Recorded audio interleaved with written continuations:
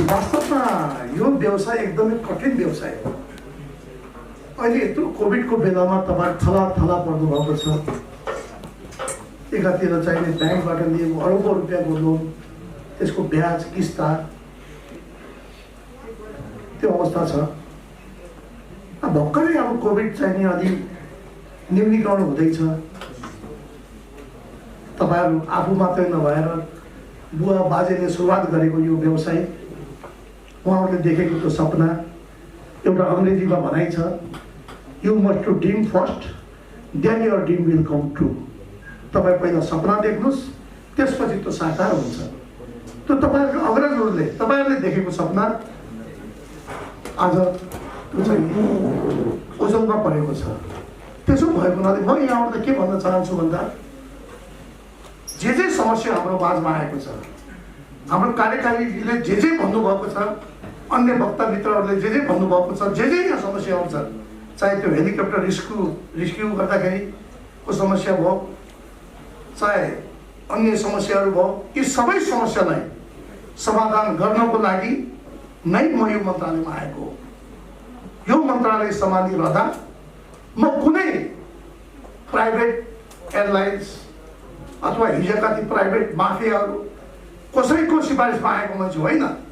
मलाई मेरो party Nepal communist party एकीकृत समाजवादीका आदरणीय अध्यक्ष पूर्व प्रधानमन्त्री माधव कुमार नेपालले मलाई सिफारिस गरेर म यो ठाउँमा आएको छु। र म तपाईँहरूलाई के विश्वास दिलाउन चाहन्छु भन्दा, छातीमा हात राखेर भन्न चाहन्छु, तपाईँहरूको हरेक पीडा, हरेक तपाईँहरूको समस्यालाई समाधान गर्नको लागि म, मेरो मन्त्रालयका सचिव र अरू कर्मचारी साथीहरू हामी मिलेर त्यो समस्या समाधान गर्न हामी लाग्छौँ। यदि मैले यसमा समाधान गर्न सकिनँ भने, अघि एउटा मित्रले भन्नुहुन्थ्यो परीक्षा दिँदाखेरि 32 नम्बर ल्याउनु पर्यो, म 100मा मिनिमम डिस्टिङसन म ल्याउन चाहन्छु। यदि त्यो मैले ल्याउन सकिनँ भने यो चेयरमा बस्ने मेरो कुनै अधिकार हुँदैन, म यहाँ बसी पनि राख्दैन। आफ्नो नेपाल एयरलाइन्सको जहाजलाई घाममा सुकाएर प्राइभेट एयरलाइन्ससित सेटिङ गरेर उसलाई रातारात चाहिँ करोडपति बनाउने, त्यसपछि गएर नेपाल एयरलाइन्सको आफ्नो चाहिँ ग्राउन्ड ह्यान्डलिङ चाहिने अर्को कुनै निजी कम्पनीलाई आफ्नो व्यक्तिगत स्वार्थको लागि दिने, त्यो धन्दा प्रेमाले गर्दैन। म त्यसमा छैन। तपाईँलाई यो पनि विश्वास दिलाउन चाहन्छु। र तपाईँलाई थाहा छ, म आएको 48 घन्टा नबित्दै नेपाल एयरलाइन्समा 104 दिनदेखि तालाबन्दी थियो। त्यहाँका चाहिने सङ्गठन युनियनका साथीहरूलाई बोलाएर मैले र सचिवजीले हामीले वार्ता गऱ्यौँ। उहाँहरू मानिराख्नु भएको थिएन, त्यहाँको चाहिने कार्यकारीलाई त्यहाँबाट हटाउनु पर्यो भनेर उहाँहरूको माग थियो। अन्तिममा गएर हामीले उहाँहरूलाई सम्झायौँ। मैले हात जोडेर भने, यो नेपाल एयरलाइन्समा, यो ध्वजावान जहाजमा तपाईँहरूको रगत पसिना बगेको छ। ताला तपाईँहरूले लगाउनु भयो भने काम कसरी गर्ने? हामी यसलाई 15 दिनभित्र समाधान गर्छौँ भनेर हामीले भनेका थियौँ। र उहाँको माग के थियो भन्दा, हामीलाई चाहिँ अध्यक्ष चाहिन्छ, अध्यक्ष तपाईँ छिटो नियुक्ति गर्नुहोस् भन्नुभयो। हिजो क्याबिनेटबाट हामीले अध्यक्ष पनि नियुक्ति गरिसकेका छौँ। युवराज अधिकारी भन्ने अध्यक्ष हुनुहुन्छ। अब छिटै एनएको बैठक बसेर 2टा जहाज छ हाम्रो Y12, त्यो जति दिन त्यहाँ बस्छ त्यति त्यसको हैसियत बिग्रिँदै जान्छ। आज हामीसित जम्मा 2टा ट्विन एयर छ, 2टा न्यारो बडी छ, 2टा वाइड बडी छ। आज हामी आइकाओको ब्ल्याक लिस्टमा छौँ। एयरपोर्टमा आइसकेपछि पर्यटक नाक थुम्न बाध्य हुन्छ, छिछि हुन्छ। अन्त यी सबै कुरा सुधार्नु पर्ने आजको आवश्यकता मैले देखेको छु। त्यसो भएको हुनाले अब हाम्रो जस्तो मुलुकमा चाहिँ अर्थतन्त्र एकदमै न्यून छ, धेरै पर्याप्त बजेट हुँदैन। अघि कार्यकारीज्यूले भन्दाखेरि धेरै हाम्रा बस स्टपदेखि लिएर टोयलेट बाथरुमहरूका कुरादेखि लिएर तपाईँ हिल एरिया स्टेसनको कुराहरू छन्, तर बजेट हामीसित छैन। बजेट थोरै छ, जसको पहुँच हुन्छ उसले बजेट लगेर जान्छ। तपाईँहरूलाई थाहा छ, अर्थ मन्त्रालय यस्तो मन्त्रालय हो जसले अन्य मन्त्रालयले त त्यो ऊ जस्तो ठान्छ, त्यो रैती जस्तो। आफू मालिक, उसले सबलाई बजेट विनियोजन गर्ने, अरू मन्त्रालयलाई रैती जस्तो व्यवहार हुन्छ। मलाई त्यो अनुभव छ। विगतमा म वन मन्त्री हुँदाखेरि संरक्षण क्षेत्र छ, त्यहाँ बाघ भालु गैंडा हात्ती त्यहाँ छ। तर त्यसैको छेउमा को छ भन्दा एउटा गरिब परिवारको बस्ती छ। मैले त्यो बेला पनि भनेको थिएँ, त्यो बेलाका प्रधानमन्त्रीज्यूलाई भने, अर्थमन्त्रीज्यूलाई भने, वान टाइम इन्भेस्ट गरौँ न 50 करोड, 50 करोड हामीले इन्भेस्ट गऱ्यौँ भने, सरी 50 अरब, 50 अरब एक वान टाइम इन्भेस्ट गरौँ न। अब यहाँ त्यो त संरक्षण क्षेत्र यहाँ भयो, अब यहाँ पर्खाल लगायो भने कम्तीमा यहाँ बस्तीका मान्छे त सुरक्षित हुन्छन् नि।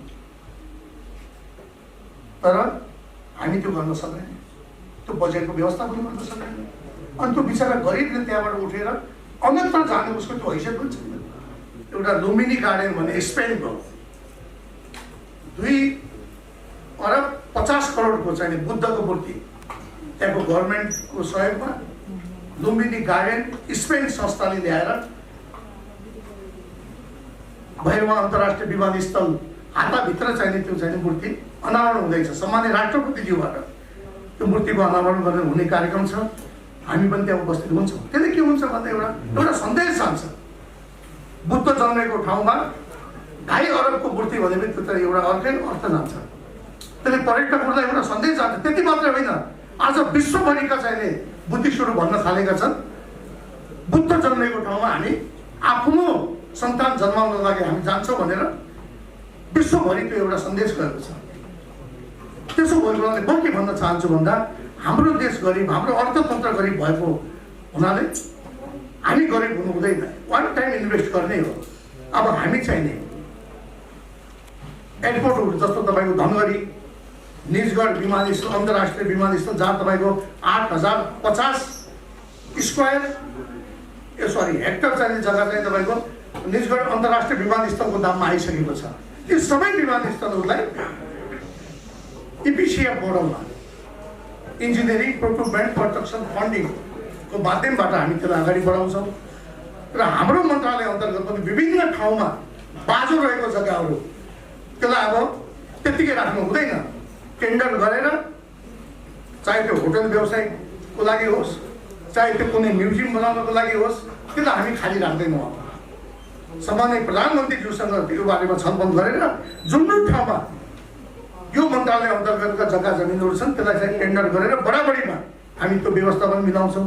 अब यहाँ थुप्रै पर्यटक साथीहरू हुनुहुन्छ, पर्यटन व्यवसायीहरू हुनुहुन्छ। तपाईँहरूले चाहिँ कम्तीमा बाहिरी लगानी पनि भित्राएर नेपाललाई चाहिँ एउटा राम्रो चाहिने बिजनेस हब बनाउन सक्नुहुन्छ। त्यसको लागि हामी सहयोग गर्न तयार छौँ।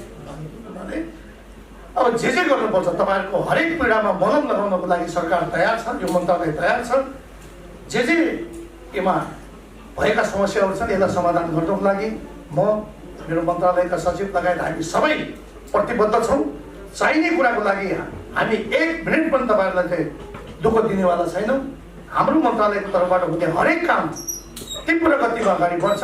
1 वर्ष तपाईँहरू चाहिँ लट्केको तपाईँहरूको हुन नसकेको काम हामी 1 महिनामा गर्छौँ, त्यो हामी ग्यारेन्टी दिन्छौँ। ग्यारेन्टी त्यसो भएको तपाईँ ढुक्क हुनुहोस्।